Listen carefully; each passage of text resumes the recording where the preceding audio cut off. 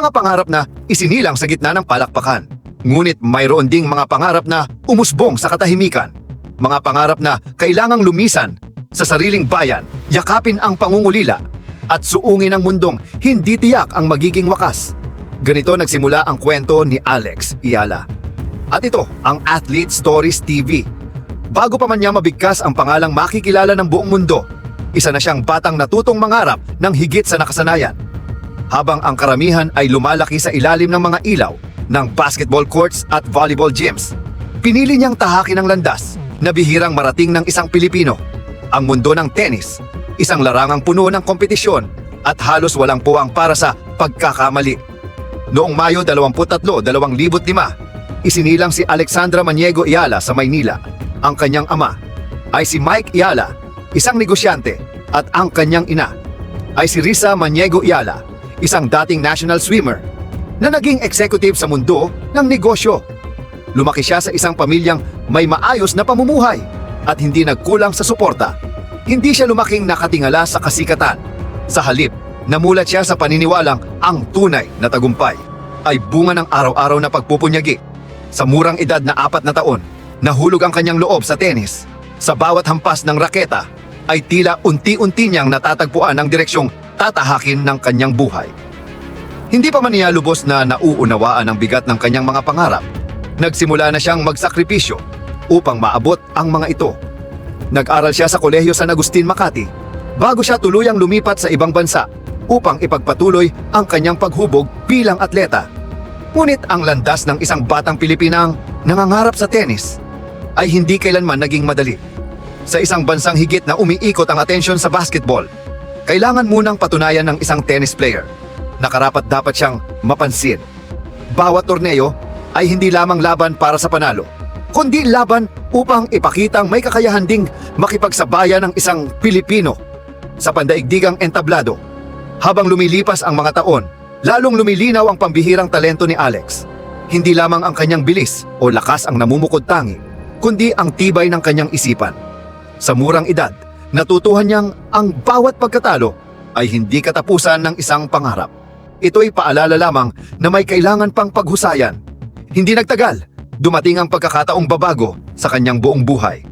Tinanggap siya sa Rafa Nadal Academy sa Mallorca, Spain. Para sa marami, isa itong napakalaking karangalan. Ngunit may kapalit ito, ang pag-iwan sa sariling bansa, paglayo sa pamilya, at pamumuhay sa isang lugar na banyaga ang wika, kultura, at pamumuhay. Hindi madaling sukatin ang bigat ng desisyong iyon.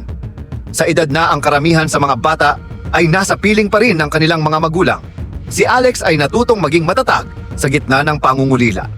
Ang bawat umaga ay nagsisimula sa mahahabang oras ng pagsasanay. Ang bawat gabi naman ay nagtatapos sa pag-asang balang araw ay magiging sulit ang lahat ng kanyang isinakripisyo. Sa Rafa Nadal Academy, mabilis niyang napagtanto na hindi sapat ang pagiging pinakamahusay sa sariling bansa. Ang bawat batang naroon ay dating kampiyon sa kani-kanilang lugar. Ang bawat ensayo ay isang tunay na laban. Walang madaling kalaban. Walang libreng tagumpay. Sa halip na matakot, lalo siyang tumibay. Habang ang iba ay sumusuko sa bigat ng kompetisyon, pinili niyang gawing inspirasyon ang bawat pagkabigo. Sa bawat pagkatalo ay may bagong aral. Sa bawat tagumpay ay may panibagong hamon na naghihintay. Unti-unting nagsimulang mapansin ang kanyang pangalan sa International Junior Circuit. Hindi na lamang siya isang batang Pilipina na nangangarap.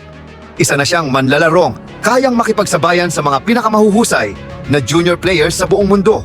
Ngunit hindi pa yon ang pinakamahalagang kabanata ng kanyang paglalakbay. Sapagkat may isang tagumpay na hindi lamang magpapabago sa kanyang buhay, kundi muling magpapatingala sa buong mundo, sa watawat ng Pilipinas.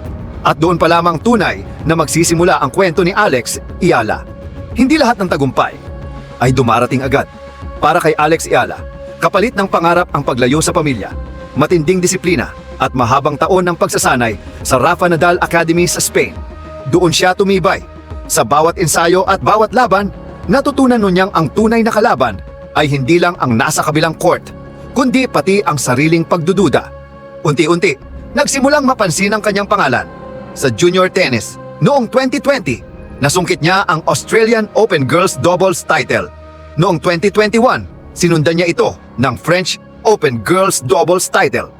At noong 2022, isinulat niya ang kasaysayan ng maging kauna-unahang Pilipinang nagwagi ng Junior Grand Slam Singles title sa US Open Girls Singles. Pagpasok niya sa professional circuit, hindi naging madali ang lahat. Kailangan niyang dumaan sa ITF tournaments at patunayan ang sarili laban sa mas matatapang na kalaban. Pero hindi siya tumigil.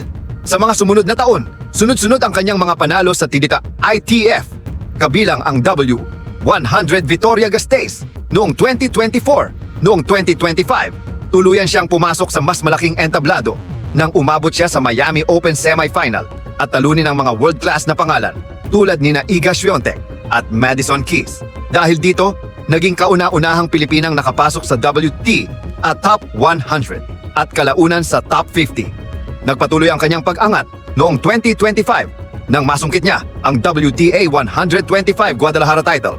At nito lamang 2026 ay nadagdagan pa ito ng WTA 125 Birmingham title.